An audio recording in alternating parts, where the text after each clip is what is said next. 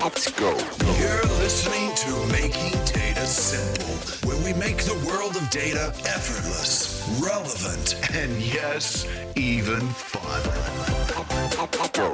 Hey, podcast listeners, Al Martin here today at Making Data Simple. Thank you for listening. As always, I always like to jump right in. So today I'm having a virtual beer with Neil Gilbert Siegel. I was thinking about how do I introduce Neil, and I'm going to do my best, and then I'm going to turn it over to him. I think you're going to find, as I have found, Neil to be incredibly interesting. We're going to have a good discussion today. He has led the creation of a large number of successful military intelligence and commercial systems. This includes the U.S. Blue Force Tracker. It's the Army's first unmanned aerial vehicle, among many others. He's had significant advances in consumer electronics and healthcare. Nearly every smartphone and tablet computer in existence makes use of the concepts for which he's been a patent holder for. Almost every movie screen in the country uses a secure digital distribution system for which Neil is a co-inventor. He joined the USC facility in 2016 after a long career in the aerospace industry, and that includes 18 years as a vice president in Northrop Grumman, retiring as a sector vice president and chief technology officer at the end of 2015. And there's a ton of awards that go along with this. I'll mention a couple, including the election into the U.S. National Academy of Engineering. He's a fellow of the National Academy of Inventors. He's a fellow of the Institute of Electronics Engineers, among several others. And he's also the author of a recent textbook on engineering project management. Not to mention, he's got an interesting and famous family. I understand you're also a musician. Welcome, Neil. Thanks for coming here and chatting with us. Well, thank you for asking me.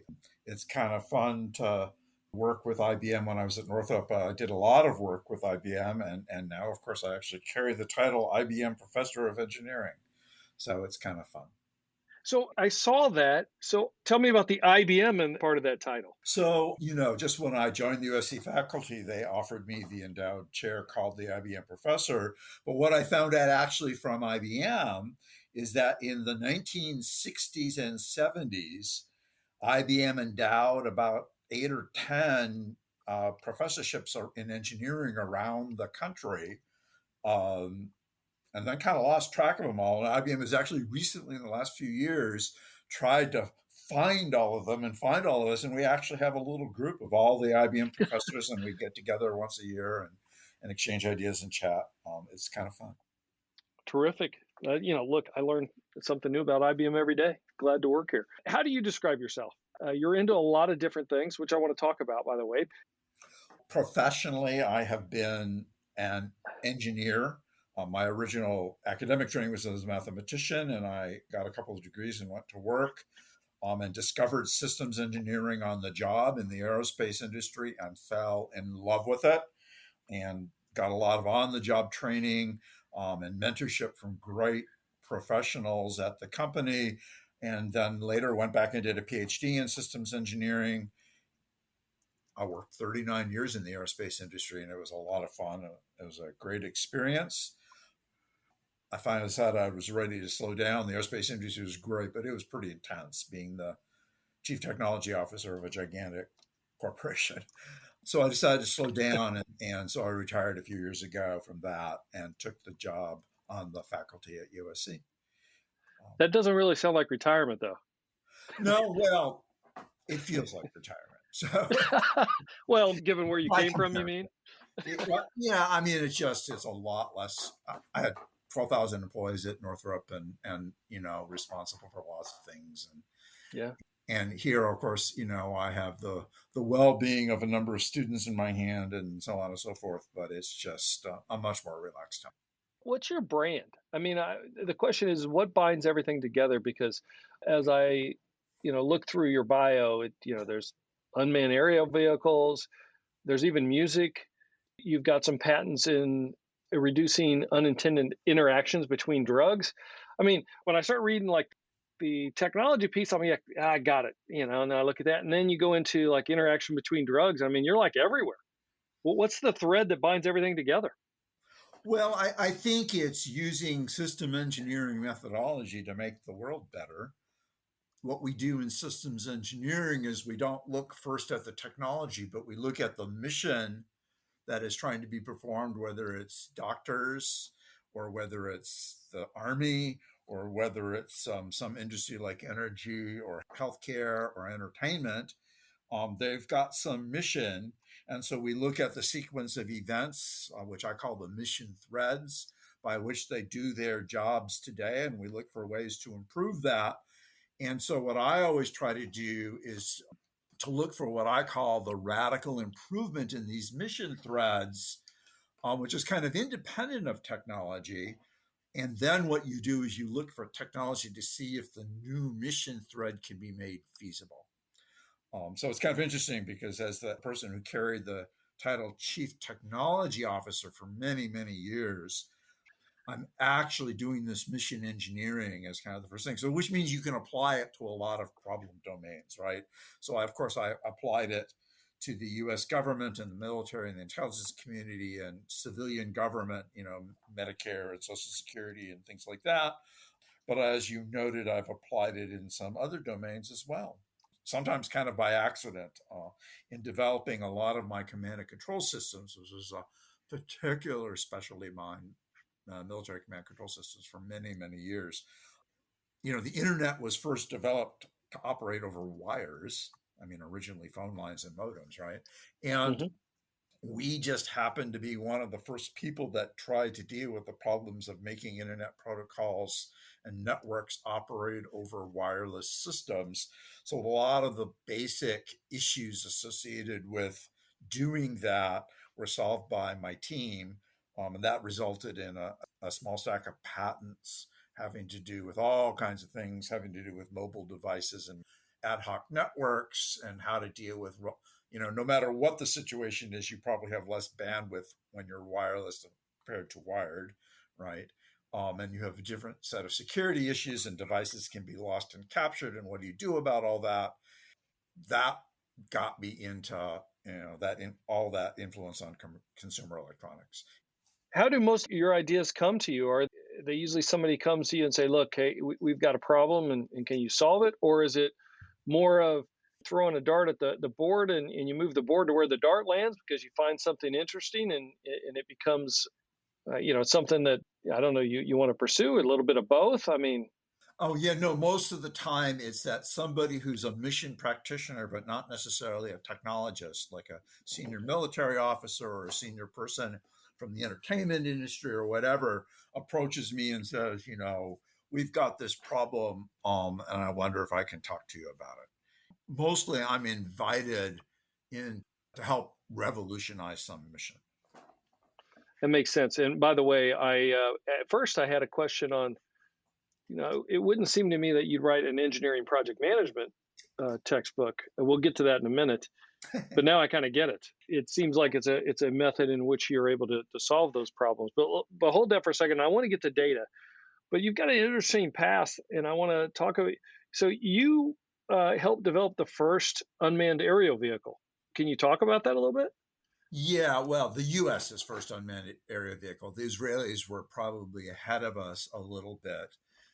And to be honest, I always say it's the U.S. Army's first unmanned air vehicle because the Navy was experimenting with unmanned air vehicles before the Army was. But Hmm. but I have the honor, I think, of being responsible for the first U.S. unmanned aerial vehicle that was a real fielded go-to-war system and not some kind of experiment. And that was done for the U.S. Army. We teamed with an Israeli company who because they did have some good experience. Hmm. Um, but there were still lots of issues and lots of deficiencies. So we added a lot of value. I mean, we loved our Israeli partners and what they did, but we added a lot of value. And of course, it's interesting because now, for $400 you can buy a pretty nice electric UAV, and it solved a lot of the problems. But when we started, the whole problem, nothing was solved. How do you get reliable control, and how do you deal with the variable latency of the control link, and what happens when the link drops? Does the airplane go haywire? And it's one thing when you got a $400 thing that weighs about a half pound. but it's something else when you're flying an airplane with a 35-foot wingspan, and if it comes to the ground, it can be a serious event, right? So this was, in the early 1990s, a lot of issues that fortunately have been solved, and then other people can come along and do it, and that's great. That's what it means to be a pathfinder, right? And when we develop stuff for the military, they're mostly only interested in a time advantage because they know that other people are going to watch what they're doing and copy it, and they never expect anything to stay permanent, right? It sounds like to me, whether you were the first, the second, or third, you're at the top. You're one of the first to create the first UFO. That's the way I look at it, because I guarantee when somebody saw that originally, like, what the hell is that? It was a great experience. And I will say what I always say, that in engineering, everything, it's a team activity, right? And most of the worthwhile things in engineering are not just teams, but they're gigantic teams, hundreds of people or even thousands of people. And I might be the leader of the team or the chief engineer of the project or something like that. 99% of the work is done by the rest of that team.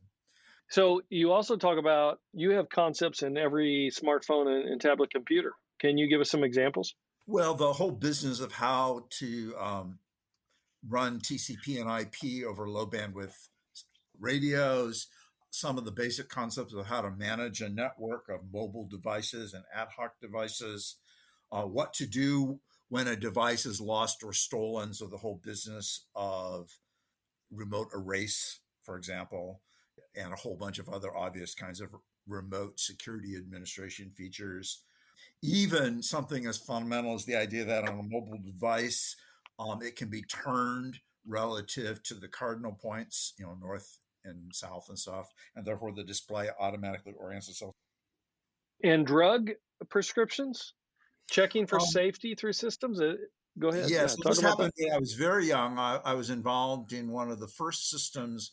So this was an example. Somebody came to us with a problem. I didn't realize this because I'm not a physician or a pharmacist, right? But it turns out that, of course, drugs might be wonderful and carefully vetted by the FDA and all that, but they can interact in unpredictable ways with each other. In some sense, that's one of the fundamental premises of system engineering, right? We're looking in system engineering for emergent behavior. Yeah. That 1 + 1 = 3, but not all emergent behavior is good emergent behavior, right? So you can have this drug and that drug, and they can interact in a way that can even be fatal, right? Physicians nominally are trained about this, but there's thousands of such interactions, and they're not all at their fingertips. And there's new things every year, and there's interactions with chronic conditions and allergies, and so we were among the first people that approached the problem of how to computerize all that way back in the early 1980s. So obviously, not our system, but systems that derive from the concepts that we help to invent are process almost every prescription in the United States now, and save tens of thousands of lives every year. The numbers that were reported were pretty horrifying. Something like 100,000 deaths a year in the United States alone from these kind of adverse drug interactions. So this was a big problem and a big opportunity. I think even it'll become even more profound as we I see, with so many prescriptions going out, there's got to be interactions taking place that we still don't have a good read on. Well, the government every year, there's 100,000 medical papers published in journals every year, right? And a lot of them deal with, newly discovered adverse interactions between drugs or between drugs and chronic conditions. And no physician can read all those papers, right? So you need a computer to do that part of the job. Well, that's where I think AI will actually help us. That's a great use case for modeling, statistical modeling, to identify those correlations that we can't see with the naked eye. Talk about movie screen secure digital distribution. Yeah, so this is an interesting thing. Again, I didn't find this, so somebody who was working for me did. I'm old enough to remember when movies were distributed on big, gigantic reels of film, right? Perhaps you are right. too, right? Yeah, I am.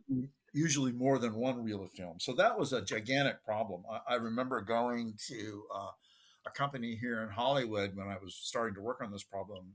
One of the things you do is you go around and you watch people work. So I went to the company that was making copies of the movie The Return of the Jedi. And so they needed to make 6,000 prints. I think they were 3 reels each. So tens of millions of frames of film. Their contract with Lucasfilms required that they keep track of every frame because Lucasfilm wanted no frames, going out as informal souvenirs or anything like that, right? They're Mm-hmm. paranoid about security. But when you distribute a movie on film, of course, if you got a Cineplex with 20 screens and it has 2 copies of the film, no matter what the demand is, they can't show more than 2 things at once. So if you could distribute it digitally, not only is it faster and all that kind of stuff and saves the enormous expense, you can imagine, what 6,000 prints of a movie cost. You can instantly, of course, adapt from showing 2 copies of the movie at once to showing 6 copies of the movie at once, right? So that you have much more flexible business operating conditions. And the thing that was holding the movie studios back is, of course, they were paranoid about security, right? Those images and soundtracks are their key intellectual property. They were just worried about piracy. Somebody who was working for me found out that they were interested in this and they were paranoid about it and went to them and said, we're a defense contractor. We may not know much about the movie business, but we know a lot about security. We approached one movie studio first, and they were susceptible, believing that we could help them. And so what they did is they formed a consortium of the 7 major studios, and eventually we added the 3 major movie distribution companies that run movie theaters. Mm-hmm. And so now there is an LLC that is a joint venture between all those organizations that operates the system that we designed for them. So you spearheaded all that, huh? My team. Yeah, your team, of course, the larger team. But that's terrific. That's fascinating. And one really visionary person from Warner Brothers. Very nice. You've got one hell of a track record. You know what occurs to me when I listen to all this, and you were talking about radio ID or RFID, or I don't know, you said radio frequency or something earlier. I can't even get my garage door remotes to work right now. Hell, I'm an electrical engineer. I got something, I kid you not, Neil, getting off in the weeds for a second. I got something going on in my house where they only work if they're right next to it. So I got something interfering with it. And then yeah, well, we all have lots of interference because, compared to 20 years ago, there's an enormous increase in the number of radio frequency emitters around our houses, right? Well, somebody's got something because it'll go a week and I can't open my garage door. It'll work, but I have to be like underneath the garage door or something. It's got to be that close. And then all of a sudden, like a day yesterday, it lifted. And then look, I could be normal. I could be 2 blocks away and it works. I'm trying to figure out who is emitting that radio frequency. I can't figure it out. I'm like looking for neighbors that may have a weather station or something. I don't know. Somebody's done something. I don't know what it is. Anyway, it's funny stuff. So out of all those inventions, what's your favorite? I would say the whole thing of military command and control was the area that I spent the longest time in, starting in air defense command and control and then moving to kind of overall military command and control. And certainly if you look at all those awards that I've been fortunate enough to receive, more of them have to do with military command and control and the consumer spin-offs from that than anything else. They were great life experiences. I was never in the military, and I was a little shocked when I first discovered that I was working with the military, but I loved working for them because they feel they have a really important mission and they're really dedicated to excellence, and they will work with you even if you have kind of long hair and a big fluffy mustache or whatever, if they think you can help them, they are so dedicated to the mission. And of course, it's wonderful for us engineers to get involved emotionally into serving important missions. It elevates our life. I spent maybe 20 years of my life doing stuff for the military. Did you have a security clearance? I presume you did. Sure. Yeah, of course you did. All right, so let's transverse. I know a lot of questions, but I do want to get to data. You have recently authored, of course, I think everything involves data. I mean, everything we just talked about. So it's the nervous system to everything. But you are a recent author of a textbook on engineering project management. I think you may have answered that in terms of some of the answers you've already provided. But why engineering project management? Out of all the books you could write about, of all the interesting things you could write about, engineering project management, why'd start there? Oh, well, the simplest reason in the world, right? So I'm currently teaching two undergraduate courses, one on engineering project management, and the other on an introduction to systems engineering. And I just hated all the books available for project management. So I decided that I had to do my own. Somewhat to my surprise, I loved writing a textbook. I didn't think I would. I've written, of course, a lot. All of us engineers do, including whole chapters in other people's books, but never done a whole book of my own. But I'm now planning to write a system engineering textbook too. That's why I wrote the project management book. I just didn't feel that the other project management books that were already on the market, and there's a lot of them, I just don't think they really reflected what you might call the practitioner's real world perspective. So tell me more about that. So what's wrong with all the other books? Well, first of all, a lot of them, even though they have three words in the title, engineering, project management, are actually only about project management. I believe firmly that to manage an engineering project, you have to understand that it's an engineering project, and you have to understand how engineering on projects is done. Because yes, we're going to do some of the standard project management procedures, taking earned value and doing risk assessment and all that kind of stuff. But the heart of all those activities is the fact that this is an engineering project, and many, many of the things that we are analyzing are engineering matters. So I wanted to write a book that was really reflected this fact that it has three words in the title, that it's really about engineering project management and how we manage an engineering project. I've managed construction projects and I've managed artistic projects.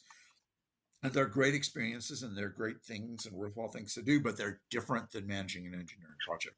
The Well, nature of the risks is entirely different. all right, we're going to have to dive down on that then too. So first of all, as your CTO, do you find yourself, I mean, are you either doing engineering project management or are you doing systems engineering? Do you feel like those two concepts surround your everyday? I think of those two things as a Venn diagram, right? The two circles that overlap. Hmm. The way I think of it is you do project management using system engineering methodologies, right? System engineering methodologies by themselves mean nothing. To derive value from them, you have to apply them to a project to try and create a real system. There's a big overlap between these things. And in the two courses I teach, there's actually maybe a quarter of the material that is exactly the same. So the students who take both my courses, which is most of them, get some of the material hit twice. So I see those two things as really kind of two facets of the same diamond. So what makes engineering? I mean, you're keying off that word so different. And you're suggesting that, look, a lot of people will say engineering project management, but they're really only talking about project management. What are they missing underneath the engineering umbrella?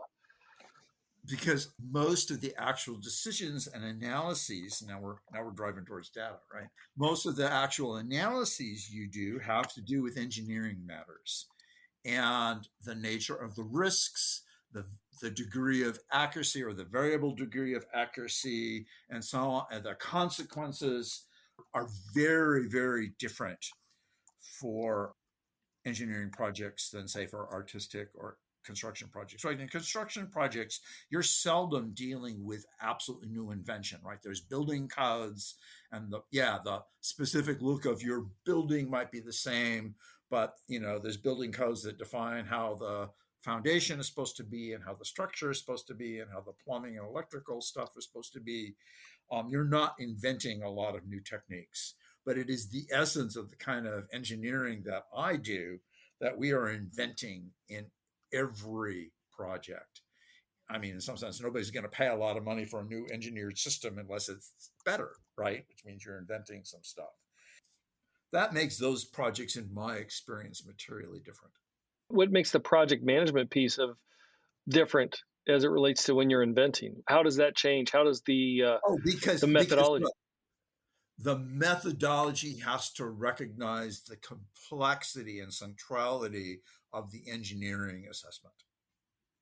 And when you just talk about building a risk register, it doesn't do that. And so what happens is people who learn what you might call generic project management end up creating superficial risk registers, just as a trivial example, right? You haven't been taught that engineering is going to define the sufficiency of a project management step, not just some procedural process is going to define the sufficiency. Hey, thank you for being on the podcast. I learned a lot. Always a pleasure talking to a fellow engineer. Any last comments that I may have missed or anything you want to say to the listeners? Thank you for inviting me. I'm delighted to talk about these kinds of subjects. If you want more, there's my book, or you can apply to the USC engineering program and come and study with me. That's fantastic. Thank you so much, Neil. I appreciate it. And always thanks to the listeners. Hit us on almartintalksdata@gmail.com and we'll get your requested topics and or interviewees on. Thank you. Next time I'll see you on the podcast. Thanks, Neil. Thanks for listening to the Making Data Simple podcast, where we make data fun. Be sure to visit IBMBigDataHub.com/podcast to access the show notes and uncover even more great episodes. Remember, the views expressed here are those of the host and its guests and do not necessarily represent the views of IBM. Until next time, Let's go. over